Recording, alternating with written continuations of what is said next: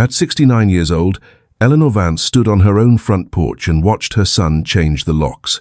But what Mark and his wife Sarah didn't know, what their cold, calculated greed prevented them from seeing, is that some debts are never truly erased by a signature on a deed. They believed they were discarding a burden, but they were actually setting a chain of events in motion that would lead Eleanor back to a secret buried for 70 years. If you've ever felt the sting of being treated like a stranger in your own home, if you've been told you are too old to start again by the people you sacrificed everything for, if you've wondered where you will sleep tonight while those you loved sleep in your beds, this story is for you. Subscribe now, because what Eleanor discovered when she reached the edge of the Atlantic cliff will change everything you believe about what is truly valuable. Eleanor reached into her coat pocket. Her fingers brushed against the cold, heavy circle of her father's brass nautical compass. The glass was cracked. The needle was stuck, fixed permanently toward the northeast, regardless of how she turned her body. Mark stepped out onto the porch. He held a clipboard in his left hand. He did not look at his mother's face. He looked at the digital watch on his wrist. "The cleaners will be here at 4, Mum," he said. He spoke as if he were discussing a weather report. "We need the driveway clear for the staging crew." Eleanor looked at the 3 suitcases sitting by her feet. They contained everything she owned. She had lived in this house for 46 years. She had brought Mark home to this nursery from the hospital. She had been a school teacher for 42 of those years. Every summer she took a second job at the local garden center to fund Mark's private soccer coaching. When his first business venture failed, she sold her grandmother's engagement ring to cover his payroll. She spent 6 months eating canned soup so he could have the ballroom wedding, Sarah demanded. She never mentioned the ring. She never mentioned the hunger. She simply went to work every morning and taught children how to read. When her husband died, she signed the house into a trust. Mark had said it was for her protection. He said it would make the taxes easier to manage. He said he wanted her to be comfortable. Now, he stood on the porch and avoided her eyes. Sarah appeared in the doorway behind him. She was holding a roll of packing tape. She began sealing a box of Eleanor's old cookbooks. The sound of the tape dispenser was a sharp, rhythmic screech in the quiet afternoon. Sarah didn't look up. "We're just being realistic, Eleanor," Sarah said. "The upkeep on a house this size is too much for someone your age. You'll be so much more comfortable in the village apartment," Mark added. He handed her a single yellow envelope. "This is the address of the storage unit, where we put the rest of the furniture." Eleanor took the envelope. She felt the weight of the brass compass in her other pocket. It felt like an anchor. "The apartment fell through, Mark," she said quietly. Her voice was steady. Mark finally looked at her. He frowned. "Well, you should have planned better, Mom." He reached into his pocket and pulled out a set of car keys. He pressed the remote. His SUV chirped in the driveway. "We're not being cruel," he said. "We're being practical. The market is peaking." Eleanor looked at the house. She had painted the shutters herself last spring. She had planted the hydrangeas that were now turning brown in the first frost. She opened her purse. Inside her wallet were 2 $20 bills. She had 2 quarters, a dime, and a nickel in the coin pouch. 1 penny was stuck in the lining, $42.16. That was the total of her liquid assets. The rest was tied up in the trust her son now controlled. She looked at her phone. There were no messages. There were no missed calls. The screen was dark. She realized then that the silence was intentional.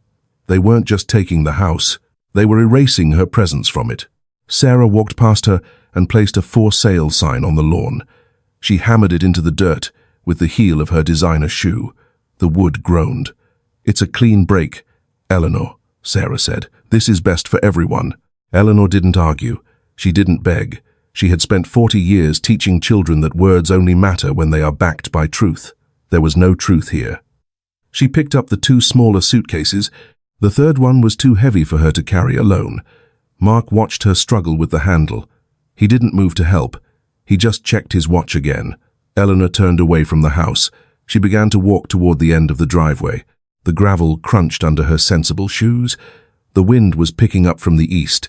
It smelled of salt and approaching rain. She reached into her pocket and gripped the compass. She didn't know where she was going, but the needle was pointing toward the coast. She kept walking. Eleanor Vance was 69 years old when she realized that her memories had no legal standing in a court of law. She stood at the end of the driveway and looked back at the house that had been the center of her universe for nearly 5 decades. The white paint was peeling slightly near the eaves, a detail she had planned to fix once the weather turned warm. She remembered the day she and her husband, Robert, had first walked through the front door. The house had smelled of floor wax and possibility. She had been 23 then, with paint on her hands and a belly just beginning to curve with the weight of her son. She had spent the next 40 years ensuring that every corner of that house served someone else's needs. In the winter of 1988, she had cancelled her own scheduled dental surgery to pay for Mark's orthodontic braces. She had told him the pain in her jaw was just a lingering cold. She lived on aspirin and lukewarm tea for 3 months so he could have a smile that would give him confidence. When he was 16, she took a second job at the town library, working until 10 every night to pay for the insurance on the car he insisted he needed for his social life. She walked home in the dark to save the gas money. She never told him the walk made her knees ache with a dull, throbbing heat. During his first year of college, she sold her mother's antique sewing machine to buy him the high-end laptop his professors required. She had loved that machine, the way the cast-iron wheel hummed under her hand, but she never mentioned the loss. She simply cleared the corner of the dining room where it had sat and replaced it with a bowl of plastic fruit. She had been 3 credits away from finishing her master's degree when Mark's first business venture stalled. He had come to her in tears, sitting at the kitchen table with a stack of unpaid invoices. She had closed her textbooks and withdrawn her tuition money the next morning. She never went back to the university. She believed that her son's future was her most important graduation. She believed that loyalty was a ledger where the balance would always eventually even out. She had trusted him because of a rainy Tuesday 3 years ago. Mark had arrived at the house with a box of Earl Grey tea and 2 sugars, exactly how she liked it. He had sat with her for 3 hours, listening to her talk about the garden and the rising cost of the property taxes. He had held her hand and told her he was worried about her legacy. He told her that the house was her greatest asset, and it needed to be protected from the government and the banks. He had produced a stack of papers from a blue leather folder. He told her that trust would keep her safe forever. He smiled when he handed her the pen. It was a heavy, silver pen with his initials engraved on the cap. She had signed her name on every line he pointed to. She didn't read the fine print because she was too busy looking at the way his eyes crinkled when he smiled, just like his father's used to. She had believed that a son's love was a binding contract. Now, she reached into her coat pocket and pulled out the brass compass. Her father had given it to her when she was 6 years old. He was a captain in the Coast Guard, a man who smelled of salt and tobacco. He had placed the heavy metal in her small palm and told her the sea always knows the way home. He told her that even when the glass breaks, the needle remembers the truth. She had kept it on her nightstand for 63 years. It was the only thing she had managed to grab from her dresser before Sarah had pushed her toward the door. The brass was tarnished now, darkened by the oils of her father's hands and her own. The needle vibrated but stayed fixed toward the northeast. The ordinary morning had started with a pot of coffee and the sound of the birds in the hydrangea bushes. She had been wearing her favorite green cardigan with the fraying cuffs. Then the black SUV had pulled into the driveway. Mark hadn't brought tea this time. He had brought a locksmith and a folder of eviction notices. He told her the staging crew was coming. He told her the house was no longer a home, but an underperforming asset. Eleanor gripped the suitcases tighter. The wind caught her silver hair and pulled it loose from its bun. She looked at her father's compass one more time. The needle didn't move. It pointed toward the cliff's edge, 5 miles away. It pointed toward the only place Mark couldn't sell because he didn't even know it was his. She turned her back on the house. The gravel crunched under her feet. She began to walk. She was still here. The kitchen table was a scarred rectangle of oak where Eleanor had served 10,000 meals. The morning sun came through the window at a sharp angle. It illuminated the dust motes, dancing over the empty sugar bowl. Eleanor sat in her usual chair. She was wearing her green cardigan and her sensible grey slacks. Mark sat opposite her. He had his laptop open. He was scrolling through a spreadsheet with a focused intensity that he used to reserve for his homework. Sarah was in the pantry. The sound of glass clinking against glass echoed through the small house. "This one is expired, Mark," Sarah called out. She emerged from the pantry holding a jar of homemade strawberry preserves. Eleanor had canned them last August. She had picked the berries herself at the farm 3 miles down the road. Sarah didn't look at the label. She walked to the trash can and dropped the jar inside. The glass didn't break, but the heavy thud vibrated through the floorboards. "We really need to clear the fridge before the photographer arrives at noon," Sarah said. She went back into the pantry. Mark didn't look up from his screen. "We're worried about your safety, Mom," he said.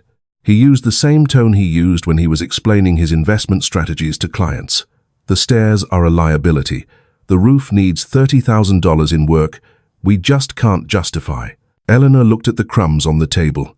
"I can fix the roof, Mark," she said. "I have the savings from the library pension."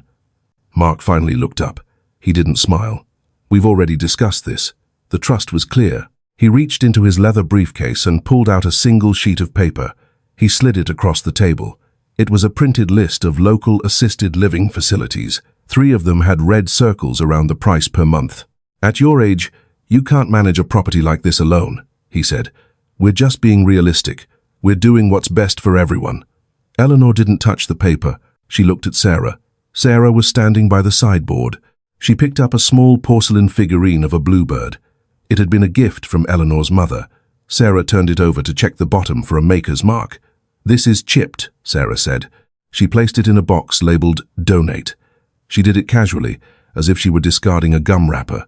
That was the moment Eleanor felt the first sharp cold in her chest. It wasn't the loss of the house. It was the realization that to them, her life was a collection of items to be sorted and appraised. "The house is already under contract, Mum," Mark said. "The buyer wants a quick close. They want to start the demolition on the west wing by Friday." Eleanor felt the room tilt. "Demolition?" she whispered. "It's a tear-down, Eleanor," Sarah said. She was looking at her phone now, her thumb flying across the screen. "The land is worth triple the structure. It's a clean break." Mark closed his laptop with a sharp click. "You should have planned better, Mom," he said. "If you had been more financially responsible after Dad died, we wouldn't be in this position." The words landed like stones. Eleanor thought of the tuition she had paid. She thought of the business debts she had quietly covered while Mark was building his image. She looked at her son. "I gave you everything I had, Mark," she said. Mark stood up. He checked his watch. "And we're giving you a way out. We're being practical." He reached into his pocket and pulled out a small, rusted iron key. He set it on the table. "This is the only thing the trust didn't cover, the old Coast Guard station on the North Cliff." He laughed, a short, dry sound. "Dad kept it in his name for some reason. It's a ruin. The Maritime Authority says it's a hazard." He pushed the key toward her with his index finger. "You can have it. It's a property. Nobody can say we left you with nothing." Eleanor stood up. She didn't cry. She didn't scream. She reached out and took the rusted key. She felt the cold iron press into her palm. "You're right, Mark," she said. "It is a clean break." She turned and walked out of the kitchen. She didn't look back at the bluebird in the donate box. She didn't look back at the man who had her husband's eyes, but none of his soul. The door clicked shut behind her. At 69 years old, Eleanor Vance sat on a peeling wooden bench at the edge of the town square. The sun was beginning to dip behind the sharp silhouettes of the pine trees. 2 suitcases sat like heavy, silent guards on either side of her feet. She opened her black leather coin purse. She pulled out the crumpled bills and smoothed them against her knee. She counted them once. She counted them a second time. 2 $20 bills, 1 nickel, 2 quarters, 1 dime.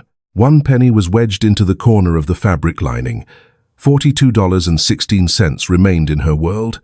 It was not enough for a hotel. It was not enough for a deposit on a room in the village. It was barely enough for a taxi to the county shelter 15 miles away. She pulled her phone from her coat pocket. The screen was smudged with a single fingerprint. The battery icon in the top corner showed 12%. There were no missed calls. There were no text messages from Mark. There was no "Are you okay?" from Sarah. The last notification was an automated reminder for a dental cleaning she would never attend. She looked at the digital clock on the screen. 3 hours had passed since the locksmith had turned the bolt in her front door. The silence of the phone felt heavier than the suitcases. A bus pulled up to the curb with a hiss of air brakes. The driver leaned out of his window. He looked at the 2 suitcases and then at Eleanor's green cardigan. "You going toward the junction?" he asked. Eleanor looked at the bus schedule pinned to the glass of the shelter. She looked at the rusted iron key she held in her left hand. She looked at her father's brass compass in her right. The needle was still vibrating against the glass. It pointed toward the North Cliff Road. "No," Eleanor said. The driver shrugged and pulled the doors shut. The bus disappeared into the gathering grey of the evening. Eleanor stood up. Her knees made a soft popping sound that she felt in her teeth. She had lived in this town for nearly 50 years. She knew that 3 blocks away, the local thrift store had an old bicycle. She had seen it in the window yesterday morning when she still had a home. She walked toward the shop. She did not call the cousins in the city.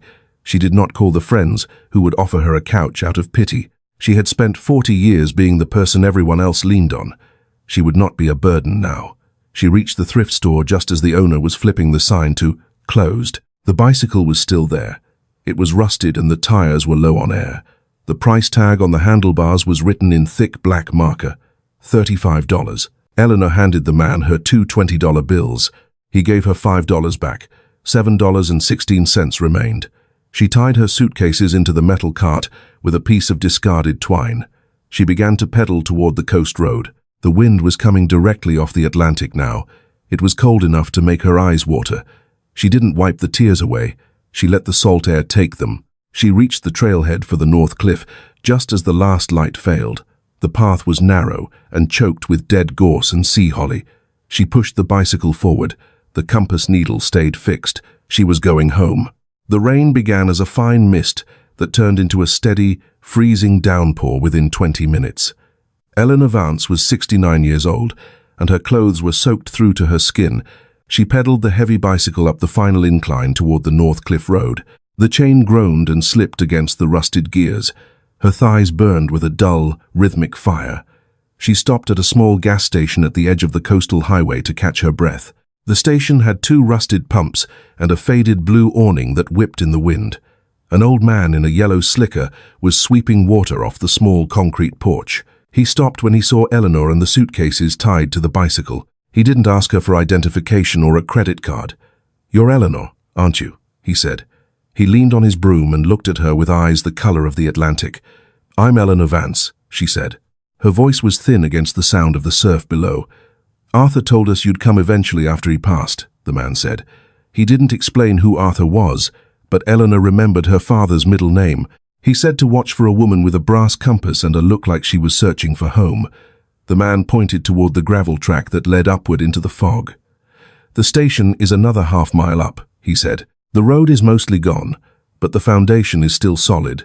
He reached into his pocket and handed her a small, wax-wrapped sandwich. "Ham and cheese," he said. "Eat it when you get inside." Eleanor thanked him and pushed the bicycle back into the rain.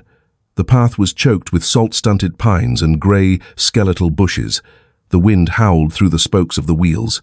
She reached the summit and the fog parted for a single, brief moment. The Coast Guard station sat on the very edge of the precipice. It was worse than Mark had described. The white paint had been sandblasted away by decades of salt and grit. The windows were boarded with grey plywood that had begun to rot at the corners. The porch had partially collapsed into the tall beach grass. It looked like a ghost ship that had run aground on a mountain. Eleanor stepped onto the remaining boards of the porch. The wood didn't break. She saw a small detail near the doorframe that Mark had never noticed. A small lead plate was bolted to the cedar siding. It bore her father's service number and the date he had taken command. 1954. She pulled the rusted iron key from her pocket. Her hands were shaking so hard she had to use both to guide it into the lock. The metal was cold and slick with rain. The lock resisted for a heartbeat, then turned with a heavy, mechanical thud. The door swung inward on hinges that screamed for oil. The air inside smelled of old cedar, cold salt, and the long-forgotten scent of her father's tobacco. She stepped inside and closed the door against the storm. The silence was absolute. At 69 years old, Eleanor Vance spent the first 3 days at the Coast Guard station learning the language of the wind. The structure groaned like a living thing as the Atlantic gales battered the cedar siding. Inside, the air remained cold enough to see her breath in the dim light of the afternoon. Her 69-year-old knees throbbed with a dull, constant heat from the climb up the cliff road. The skin on her knuckles was cracked and raw from scrubbing decades of salt grime off the floorboards. She had found a discarded plastic tarp in the tall grass behind the station. She used a rusted hammer and bent nails she pulled from a rotting crate to seal the broken window in the kitchen. She had exactly $7.16 left in her world. She spent $4 on a gallon of water and a loaf of bread at the gas station. She walked the half-mile back to the cliff with the heavy bottle pulling at her shoulder. Her lower back felt like a brittle rod ready to snap with every step. On the fourth morning, a rusted silver truck pulled into the overgrown turnaround. A tall man with a heavy limp and a thick wool sweater stepped out of the cab. He carried a toolbox in one hand and a thermos in the other. "Elias," he said, nodding toward the station door. He didn't ask why she was there or how she had found the key. He spent the morning replacing the rotted boards on the porch without saying a single word. He left the thermos of hot coffee on the railing when he drove away. That night, the first true winter storm hit the coast. The wind moved the station on its foundation, and the tarp over the window shredded within the first hour. Freezing rain flooded the kitchen floor, turning the old wood into a shallow, dark lake. Eleanor huddled in the corner of the main room, wrapped in her damp, green cardigan. She looked at her phone. The screen remained black, refusing to hold a charge from the small portable battery she had brought. There were no calls coming. There was no rescue planned. She thought, "I cannot fix a leaky roof. I am 69 years old with $3.16, and I cannot fix a leaky roof." The math beyond that thought was too large for her to look at directly. She lay on the hard floor, listening to the rain drum against the cedar, and thought, "This is where I die. Not today, but this is where it ends for me. This is what being discarded by your own blood looks like." She closed her eyes and waited for the morning to find her. A small, sharp, metallic click echoed in the silence of the room. The brass compass had fallen from her coat pocket when she shifted her weight. The glass hit the floor, and the cracked face caught a sliver of moonlight from a gap in the roof.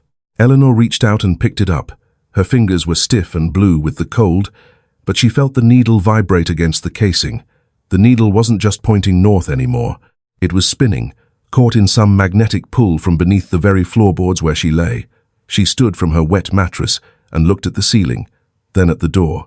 "I'm not dying in this ruin," she whispered to the empty room. "I'm not dying because my son decided I wasn't worth the space I occupied." She grabbed a bucket and went back toward the flooding kitchen. She was still here. Eleanor Vance knelt on the damp floorboards of the kitchen. The brass compass lay in her palm. The needle was no longer spinning in frantic circles. It was fixed, pointing straight down at a heavy oak knot in the floor next to the cast-iron stove. She reached for the rusted hammer Elias had left on the porch. The wood near the stove was soft, dark with decades of spilled salt and seawater. She placed the claw of the hammer into the seam and pulled. The wood resisted for a heartbeat, then gave way with a wet, splintering groan. Underneath the board, nestled in a bed of dry sand and old wool, sat a lead-lined box. It was the size of a shoebox but felt 3 times as heavy. The lid was sealed with red wax that had turned brittle and black with age. Eleanor sat back on her heels. Her 69-year-old heart was drumming against her ribs. She used her thumbnail to scrape away the wax. The lid was cold, leaching the warmth from her fingers. She pried the lid open. Inside, she found a bundle of papers wrapped in thick, yellowed oilcloth. Her hands were shaking so hard she had to set the bundle on her lap. She wiped her palms on her green cardigan. She unwrapped the oilcloth slowly. The first document was a maritime logbook from 1942. The leather cover was cracked, but the pages were dry. She turned to the very back of the book. A heavy vellum document was tucked into a hidden pocket in the binding. It bore the embossed gold seal of the State Maritime Registry. Eleanor held the paper up to the sliver of light coming through the boarded window. She read the first 3 lines. She stopped. She closed her eyes and took a breath that tasted of dust and salt. She read the lines a second time. "Grant of private tenure and perpetual deed." She traced the words with a trembling finger.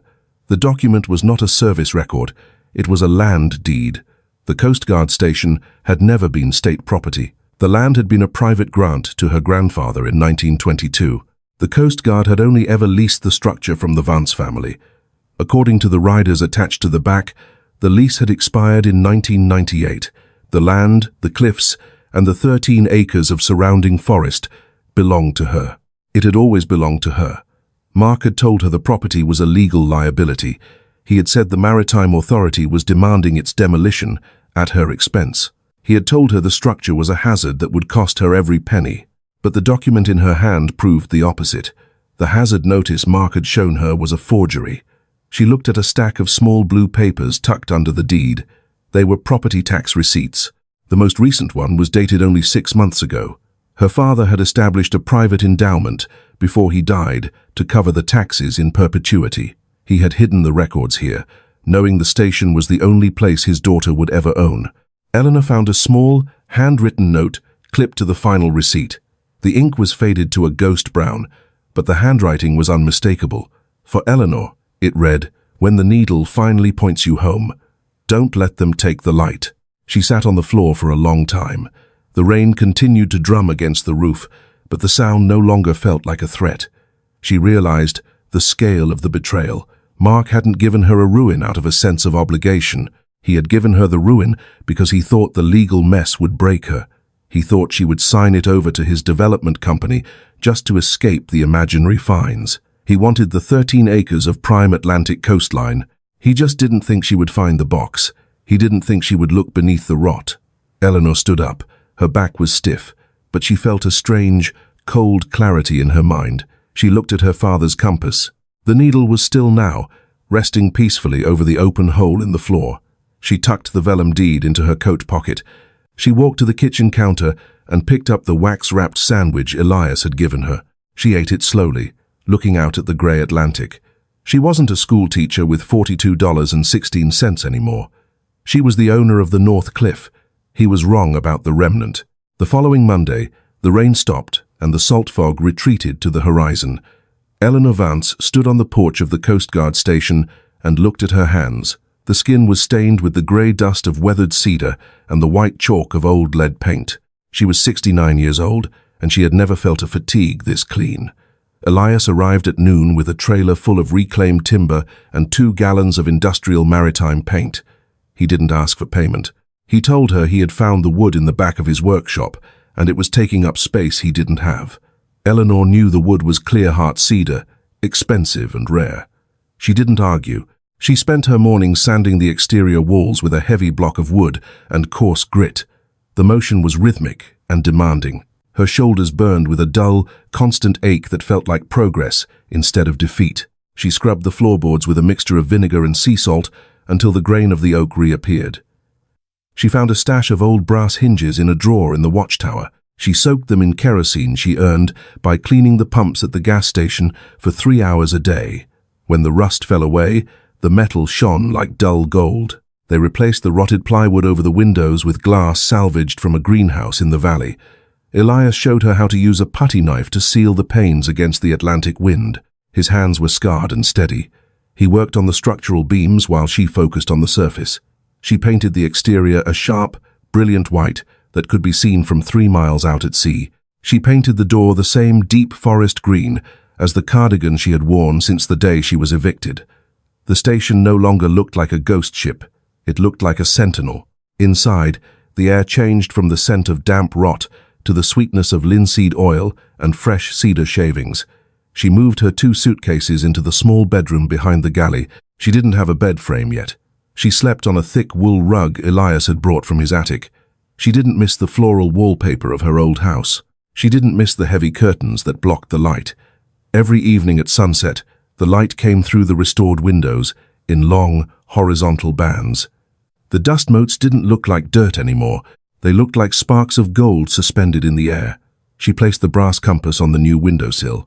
The light hit the cracked glass and threw a rainbow across the whitewashed wall. It was the most beautiful thing she had ever owned. The station was no longer a ruin she was enduring. It was a home she was building with her own calloused hands. She thought about the $42.16. She had spent almost all of it on nails and sandpaper. She had 3 cents left in her pocket.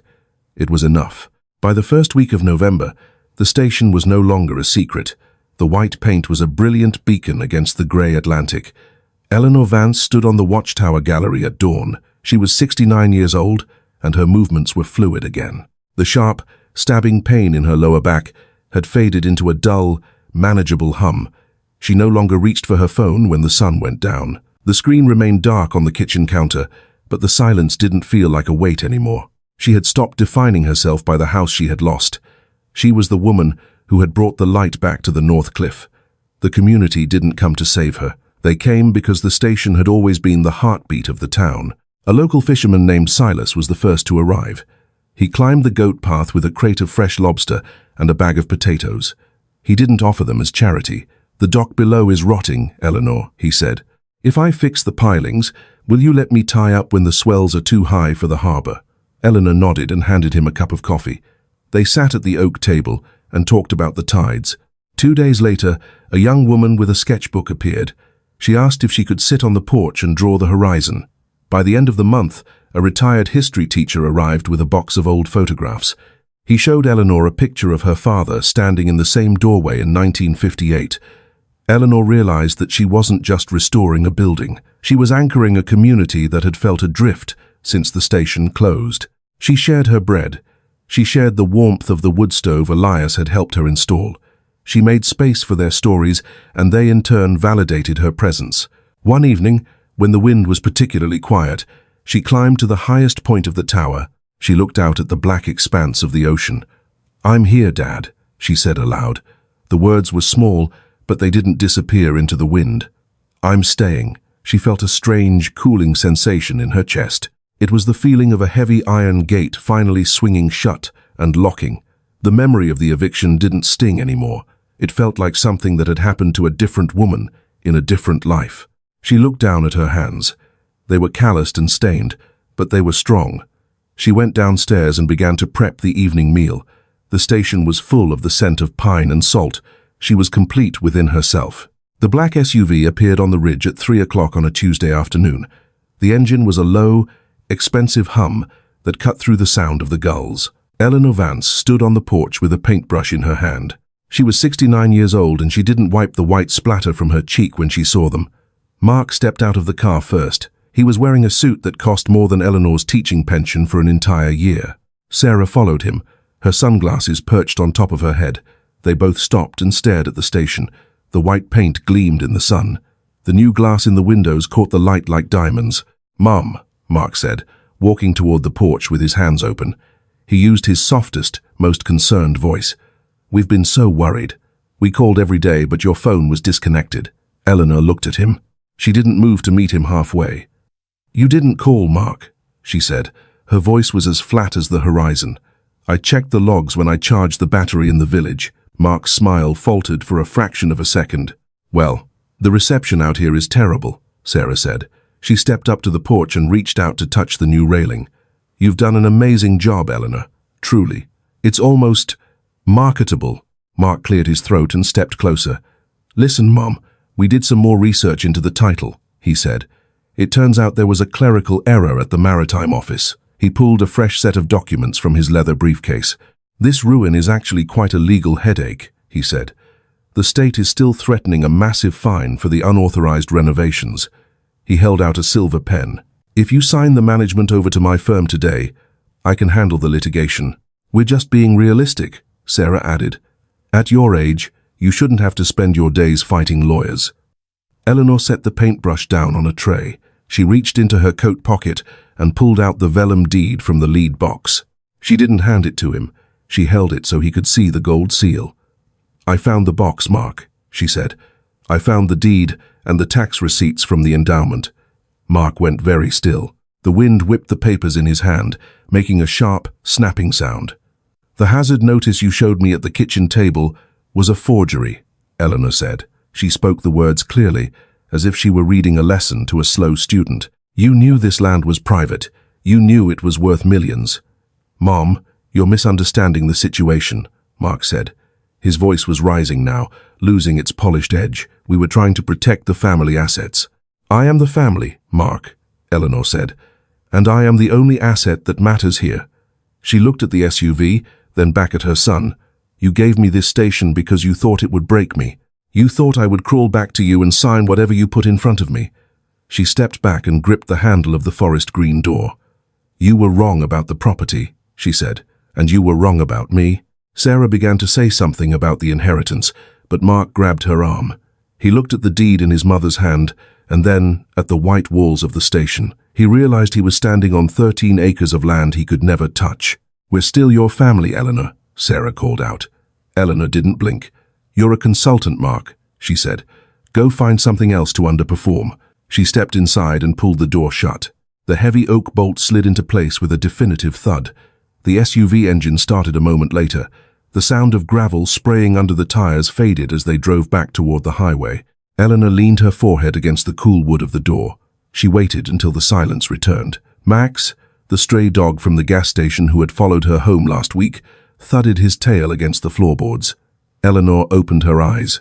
She was still here. 1 year after the morning she arrived in the freezing rain, Eleanor Vance stood on the gallery of the watchtower. It was a bright Tuesday in early April. The Atlantic was a deep, calm sapphire. Eleanor was 70 years old, and her silver hair was pulled into a neat, tight braid. She wore a heavy wool sweater and work trousers that were stained with salt but clean. The station was no longer a ruin. It was the North Cliff Maritime Museum. The ground floor housed the lead box and the original vellum deed in a velvet-lined display case. The upper rooms were her sanctuary. She spent her mornings leading tours for school children and her afternoons writing the history of the Coast Guard. She looked down at the dock. Silas was securing his boat to the new pilings Elias had installed over the summer. He looked up and tipped his cap. Eleanor waved back. She reached into her pocket and pulled out the brass compass. The cracked glass was gone, replaced by a polished lens. The needle sat perfectly still, pointing toward the magnetic north. It was no longer searching for home.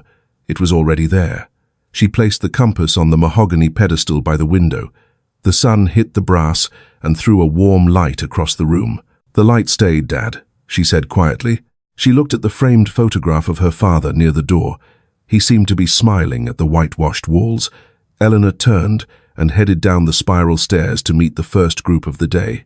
She didn't think about the house in the valley. She didn't think about the trust or the silver pen. The door opened to the sound of children's laughter. The Atlantic continues to beat against the North Cliff with a rhythmic, ancient force. The white station stands firm against the winter gales, its light cutting through the thickest salt fog. Eleanor Vance proved that a lifetime of sacrifice is not a loss, but a reservoir of strength.